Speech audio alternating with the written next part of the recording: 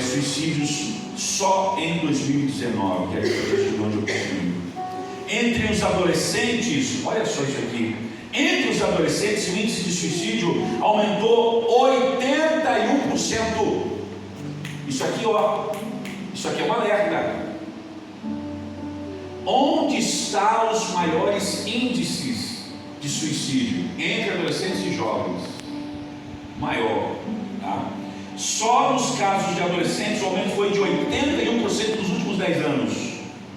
Nos casos, olha isso aqui, nos casos em menores de 14 anos, houve um aumento de 113% na taxa de mortalidade por suicídios entre 2010 e 2019, fazendo do suicídio a quarta causa de morte entre jovens de 14 a 29 anos de idade. Quando eu e você começamos a ler essas estatísticas, que são fundamentadas, né? São de sites seguros da Organização Mundial de Saúde, são coisas que realmente a gente pode confiar e acreditar. Realmente nós precisamos entender a necessidade de falar sobre isso, porque pode estar acontecendo dentro da nossa casa e talvez a gente nem percebeu ainda. E com uma palavra como essa, uma orientação como essa, é possível você identificarmos e salvarmos esta pessoa, tirarmos essa pessoa. Os números mostram que a cada dia 38 pessoas tiram a sua vida. A cada dia, isso é triste. A cada dia 38 pessoas tiram a própria vida aqui no Brasil, sendo que para cada caso de suicídio há pelo menos 20 tentativas frustradas. Para cada um caso, no mínimo houve 20 tentativas. É alarmante, irmão. É preocupante. Agora, recentemente, em Apucarana, nós temos um companheiro, pastor, que infelizmente não conseguiu lidar com as questões da vida, questões familiares, questões financeiras, entre outras questões que entraram. E aí, infelizmente, ele teve uma recaída social, voltou a usar drogas. Pastor, companheiro nosso, voltou a usar drogas, voltou a morar na rua, voltou a viver com mandarim, esposa, tem filho, menino de 14 anos de idade, um homem com exímio conhecimento da Bíblia, da Palavra de Deus, um grande pregador da Palavra de Deus. Por isso que ninguém está livre e isento disso, viu? E aí agora questão de semanas, houve lá um movimento. Eu estou ainda num grupo de amigos que nós temos, somos cinco amigos num grupo lá de Apucarana. Daí de repente no grupo surgiu e esse pastor, nosso amigo, estava no grupo antes de acontecer as coisas, mas ele saiu de todos os grupos. Ele fazia parte, ele era um desses componentes desse grupo. E aí falaram, ele mandou avisar a esposa que ele não volta, e ele levou uma corda para o meio do mato. E aí, imagina o desespero, irmão. Aí saíram os nossos amigos de lá, saíram correndo, ver se conseguiam, encontraram ele a tempo ainda. Ele estava chorando, com a corda na mão, a ponto de tirar a sua vida. Então, para cada suicídio, no mínimo já houve 20 tentativas. É muito sério isso aqui. É muito sério. O texto que nós fizemos menção, o texto que nós lemos juntos, está baseado no carcereiro de Filipos. Um carcereiro que quis dar fim à sua vida. Você leu comigo no texto. O carcereiro, a situação era, ele era o guardião das celas. O apóstolo Paulo estava preso junto com Silas. Nós conhecemos a história, uma linda história. e de repente, mesmo açoitados, né, eles levaram muito açoites, estavam com as mãos e os pés amarrados, o texto vai dizer isso. Mas à meia-noite, eu acho interessante isso, à meia-noite, escuridão total, eles resolvem cantar. Olha o que um louvor é capaz de fazer, né? O que um cântico é capaz de fazer. Eles começaram a cantar, e o texto vai dizer que eles cantaram hinos de adoração ao Senhor, e de repente veio um terremoto. E todas as celas se abriram. O texto também vai dizer que as mãos que estavam amarradas, ou seja, estavam amarrados em troncos, né, em algemas, em correntes, elas também se soltaram. E aí o carcereiro que fazia parte disso aqui, né, tinha as suas responsabilidades, né? Com certeza ele era um servidor público, tá? Ele tinha um bom emprego, ele tinha um bom salário, tá? Porém, muita responsabilidade, muito estresse envolvendo a sua responsabilidade, devido à sua profissão. Lidar com presos e criminosos não é uma tarefa fácil. Eu já fiz trabalho em presídios, já entrei tanto em Santa Catarina quanto em Apucarana, entrei para levar uma palavra, e realmente só quem já esteve nesse ambiente sabe que não é fácil. Mas esse carcereiro, né, devido à sua profissão, lidar com os presos e criminosos, não era uma tarefa fácil. Naquela noite, com certeza ele estava cansado, fadigado, porque o texto vai dizer que ele estava dormindo, descansando, estava dormindo. E quando o terremoto acontece, ele estava nessa situação, dormindo. Por isso que podemos entender que ele estava sobrecarregado de suas aflições do seu dia a dia, das suas tarefas, sobrecarregado talvez da sua função, de ver tanta gente, e ele era obrigado a isso, né? Ele era obrigado a prender pessoas que talvez até ele dissesse: olha, você não merecia estar aqui, mas é a minha obrigação de talvez ter que castigar alguém. Talvez não era o seu desejo, mas estava dentro do bojo da sua profissão, e isso sobrecarregou aquele homem. E ele então estava dormindo quando veio o terremoto e tudo aconteceu. Eu acho interessante porque o que chama a nossa atenção é o que o apóstolo Paulo faz, é a atitude que Paulo tem aqui para evitar que este homem cometesse suicídio.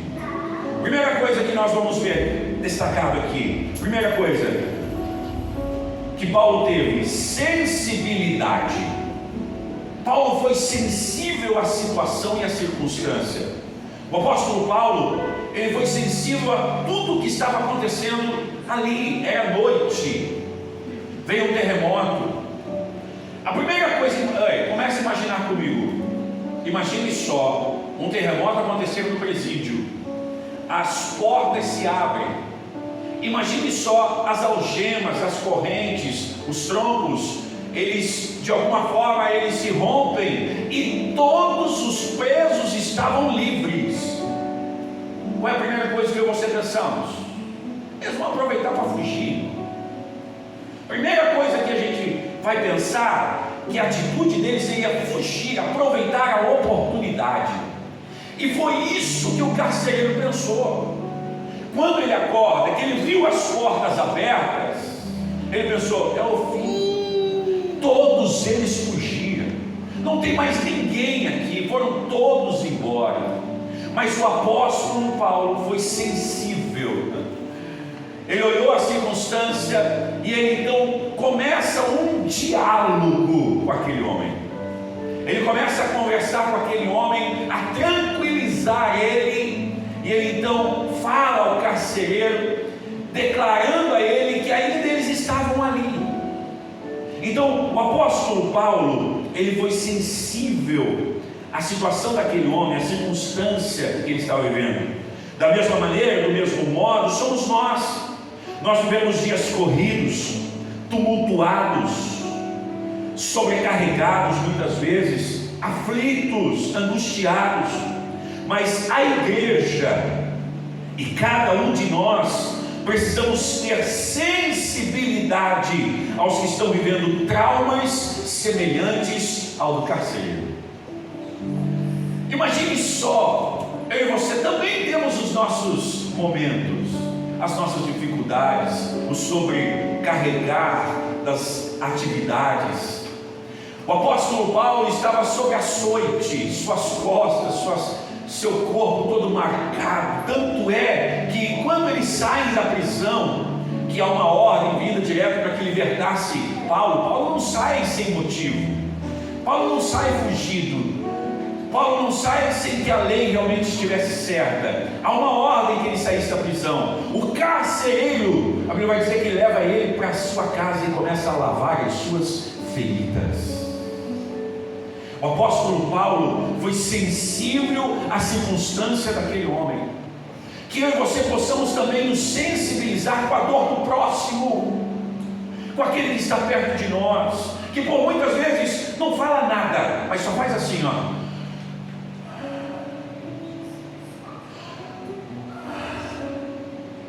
3, 4, 5 vezes perto de você. Isso é um gatilho. Talvez você olhe para ele: está tudo bem? Não, está tudo bem, está tudo certo. Não, está acontecendo alguma coisa.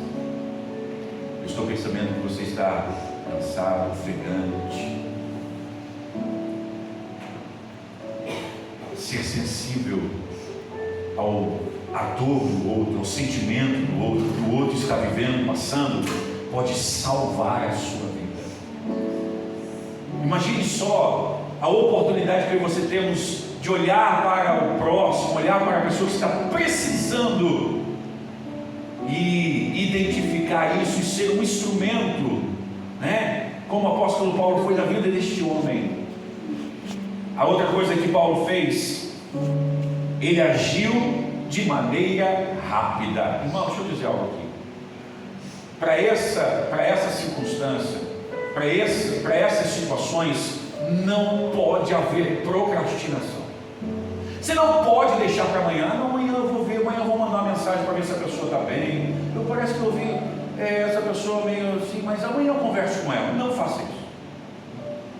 Se você viu, se você lembrou, se veio um lampejo na sua mente, na sua memória sobre alguém, algo, faça na hora. Vai lá na casa dele se for possível, ligue, manda uma mensagem, vai atrás. Há pouco tempo nós temos uma pessoa em Apucarana que congregava conosco, e ninguém sabia que ele tinha alguns problemas por não tomar alguns remédios que era indicação médica. E um dia esse irmão não tomou mais os remédios, saiu pela rua, falou para a esposa: estou indo trabalhar, mas não chegou no trabalho. E ele estava na beira da avenida, uma avenida muito movimentada em Apucarana, sentado na beira de um posto de combustível, na mureta de um posto de combustível, sim, olhando para o nada, olhando para o vazio.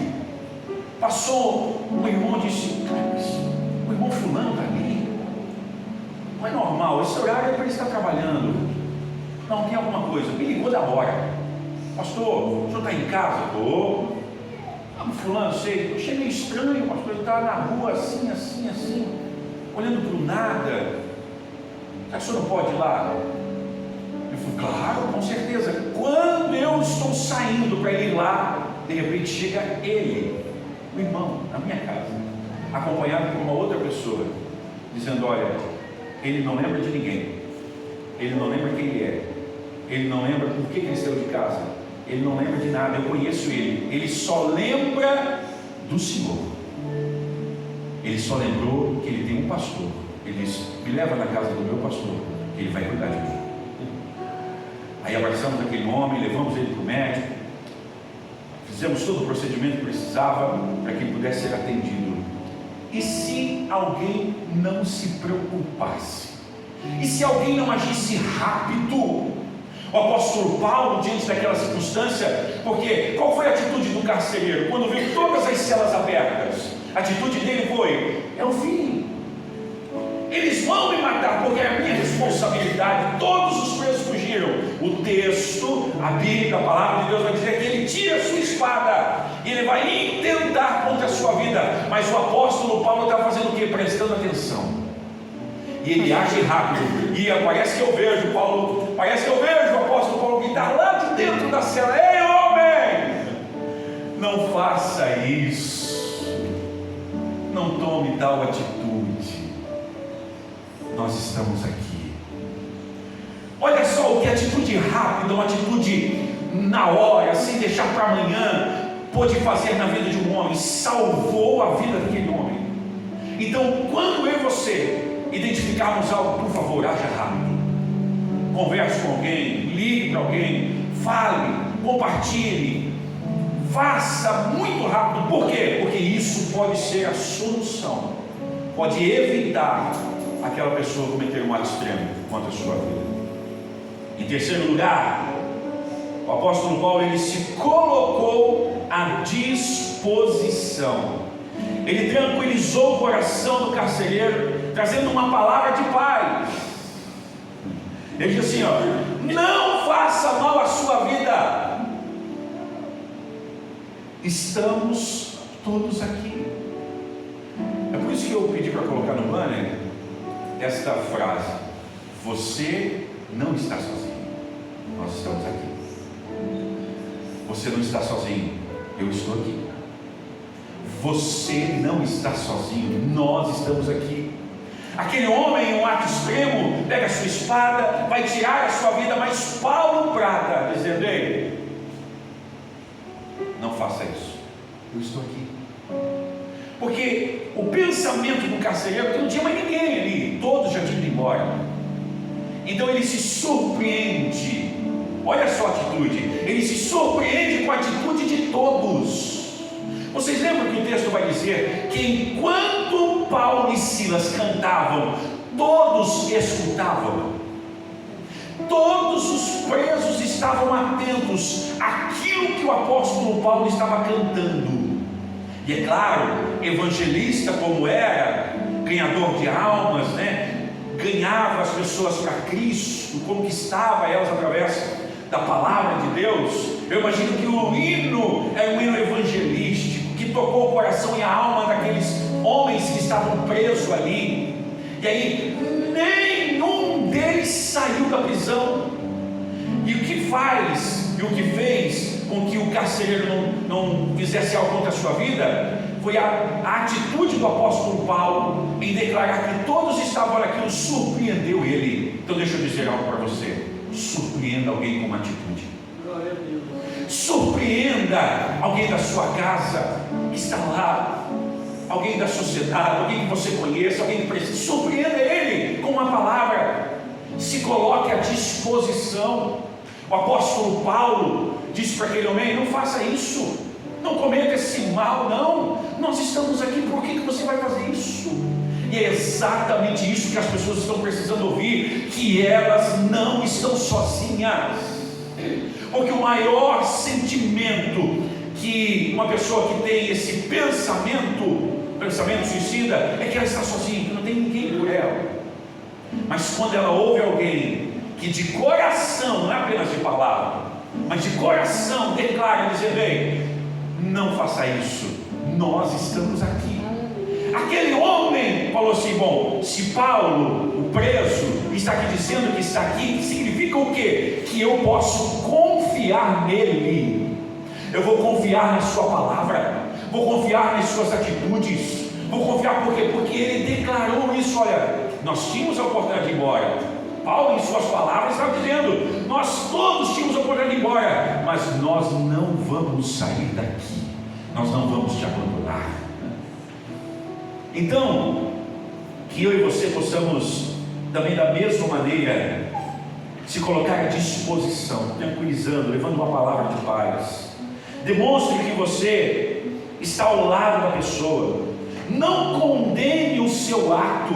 Isso aqui é muito sério, porque muitas vezes nós, diante da atitude de alguém que tenta lá, vai lá por um ato extremo, pega todos os remédios da casa, toma todos os remédios. Aí você vai lá e diz: isso é um infantil, uma infantilidade, não consegue suportar um probleminha e já está tomando esse tipo. Não faça isso, não condene, não julgue ninguém no seu momento de dor. Não faça isso. Ao contrário, se coloque à disposição. Deus te deu a condição talvez para ser um pouco mais forte. E o tanto de que Deus te capacitou para ser um pouco mais forte é para auxiliar aqueles que não são. Então, não condene o ato daquela pessoa. Só Deus sabe as lutas pelas quais elas estão atravessando. Então não condene, não julgue, não fale. Ao contrário, faça como Paulo, se coloque à disposição. Tenha uma palavra de esperança. Entenda, se coloque no lugar, sinta a dor daquela pessoa, compreenda, olhe nos olhos, abrace, converse, se coloque à disposição, abra a mão do seu tempo, que muitas vezes não temos. Só esse fato de você abrir mão do seu tempo e dedicar a alguém, aquela pessoa vai ver: não, realmente, ele abriu mão do tempo dele para estar comigo. Isso vai fazer toda a diferença. E em quarto e último lugar, Paulo apresentou Jesus ao carcereiro. O último texto que nós fizemos menção, depois de todo o diálogo que Paulo tem com o carcereiro, o que aconteceu, ele viu, né? O texto vai dizer que ele pega a luz, a lamparina, vai ver que realmente todos os presos estavam ali, ninguém saiu. E aí então o texto vai dizer que veio uma ordem para que libertasse Paulo. Eles estavam do lado de fora, e ele faz uma pergunta para o apóstolo Paulo: o que é que eu preciso fazer para ser salvo? Você consegue sentir o peso desta pergunta? O peso de expressão de angústia na alma de um homem. O que é que eu preciso fazer para ser salvo? Me salva, me tira daqui. Eu não suporto mais o peso, não suporto mais a dor, eu não suporto mais a ansiedade, as dificuldades. Dá um peso na minha alma, apóstolo Paulo. O que é que eu preciso fazer para ter a minha alma, para minha alma ser salva? Ele leva o apóstolo Paulo para sua casa. Lá o apóstolo Paulo apresenta a ele o caminho que ele poderia trilhar, caminhar, para que ele pudesse encontrar a salvação para a sua vida. Antes de tudo, antes do apóstolo Paulo falar de Jesus para aquele homem, falar que Jesus era homem, falar que Jesus morreu, que Jesus ressuscitou, falar do plano de salvação, antes de o apóstolo Paulo fazer tudo isso, primeiro o apóstolo Paulo investiu um tempo com aquele homem. Primeiro o apóstolo Paulo dedicou sua vida, dedicou e mostrou para ele a importância que aquele homem tinha para ele, e que ele se importava com a vida daquele homem. Só então é que o apóstolo Paulo fazia: agora eu posso falar para você quem é que vai manter, vai garantir, vai dar a condição para que você possa alcançar isso que você deseja. Eu acho interessante que ele vai dizer, né, o texto que eu quero ler aqui, ele vai dizer assim: eles disseram, mas Paulo chamou com grande voz dizendo: não te faças mal, porque todos estamos aqui. E tirando-os para fora, disse: senhores, que é necessário que eu faça para me salvar? E então Paulo e Silas disseram: crê no Senhor Jesus Cristo e serás salvo, tu e tua casa. Paulo vai declarar àquele homem o que ele mais desejava ouvir: que a salvação não era só para ele, que aquilo que Cristo era capaz de fazer pela vida daquele homem não era apenas exclusivo, único para ele, mas a salvação também alcançaria o seu lar. Talvez aquele homem disse assim: quantas vezes eu fui problema na minha casa, quantas vezes situações se levantaram dentro do meu lar e eu não consegui resolver, quantas vezes minha família se decepcionou comigo, quantas vezes eu fui a frustração da minha família, quantas vezes minha família com desejo de que realmente desse um fim em tudo, porque não era fácil. Mas aí Paulo vai dizer para ele: olha, se você crer no Senhor Jesus, vai ser salvo você e toda a sua casa. A salvação que Paulo estava oferecendo àquele homem levaria ele a entender que Cristo era o único que era capaz de mudar a história, não só de sua vida, mas de todos que estavam na sua casa.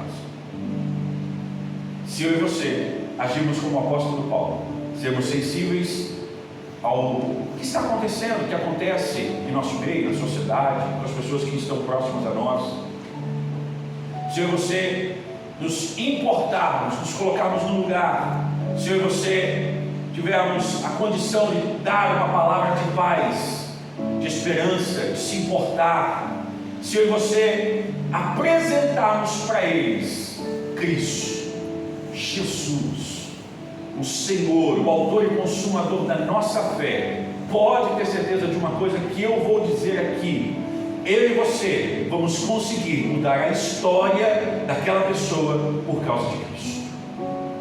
O apóstolo Paulo, quando ele vai à casa deste homem e ele é cuidado por ele, imagine só, em um primeiro momento é o apóstolo Paulo que cuida dele. Em um primeiro momento é o apóstolo Paulo que traz uma palavra de esperança, que evita ele tomar uma atitude drástica e de extremo contra a sua vida. Em um primeiro momento é o apóstolo Paulo que tranquiliza o seu coração, trazendo uma palavra de paz, dizendo: olha, não faça isso, todos nós estamos aqui. Agora, depois de curado, é ele quem vai ser aquele que vai cuidar do apóstolo Paulo. Sabe o que é isso? Que eu aprendo com isso?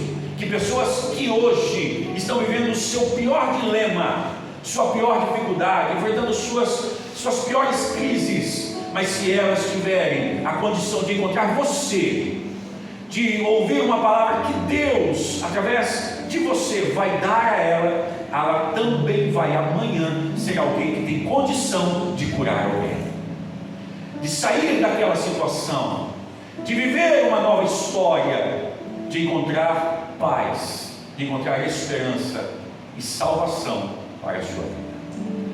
Amém? Amém. Eu peço para que você se coloque de pé mais uma vez.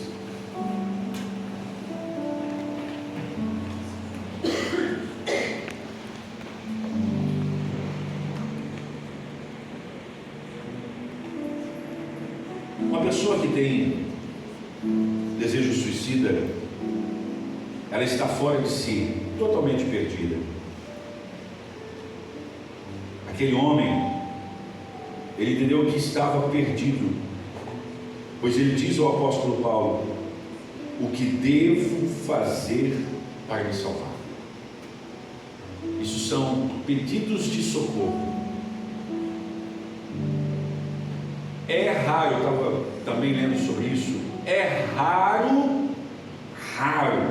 a pessoa que comete suicídio e que nunca falou para alguém que faria.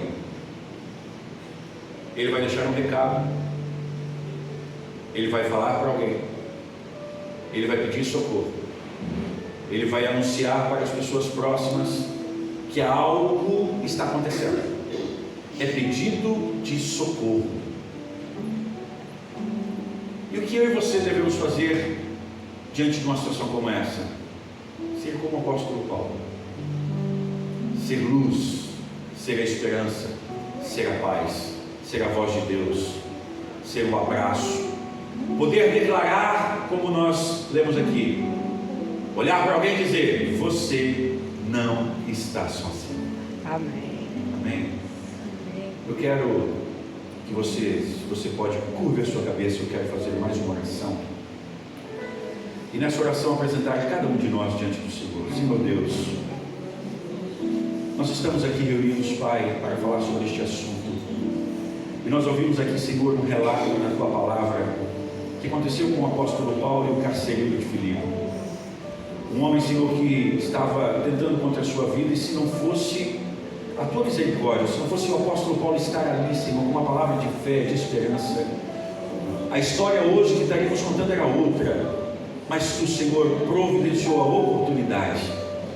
E nessa noite, nesta palestra, nesta palavra, Senhor, também eu acredito que seja a oportunidade que Tu está gerando no coração de alguém, Senhor, para que seja também a esperança, para que seja a paz, a palavra de amor, palavra de carinho, palavra de entendimento.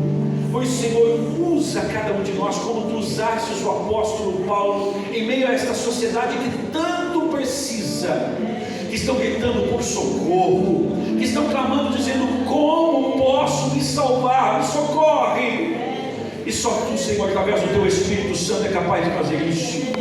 Senhor, se tem alguém aqui nessa noite, meu mestre, que talvez por algum momento, alguma circunstância, algo também esteja vivendo assim, que nesta noite, Senhor, através do Teu Espírito Santo, nós, Pai, juntos possamos declarar que todos estamos aqui juntos, unidos neste propósito, e vamos vencer, Senhor, porque Tu és quem traz a esperança. Só Tu é quem pode salvar o homem do seu mau caminho, no caminho, Senhor, de perdição, no caminho, Senhor, por muitas vezes que pensamos não ter saída, sem condição, Senhor, mas Tu és a luz para o nosso caminho, Tu és a lâmpada que precisamos, Senhor, para iluminar. Por isso, Senhor, traga paz em nosso coração.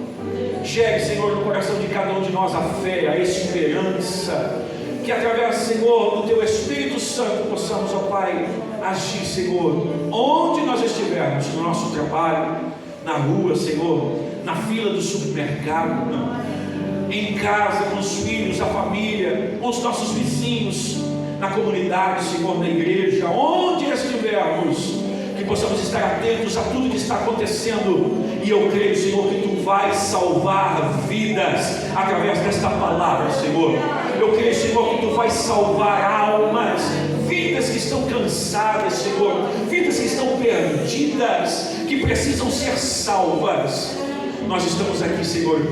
Fala conosco, nos use, Senhor, e fale com cada um de nós. É a nossa oração, em nome de Jesus. Se você pode, apenas se você pode, vire para quem está perto de você, dê um abraço para essa pessoa e diga para ele assim: ó, você não está sozinho, nós estamos aqui. Você não está sozinho. Você não está sozinho. Isso, declare. Olha ele, vai ele, é ele. Você não está sozinho. Olha, meu Deus. Pode se sentar por um momento.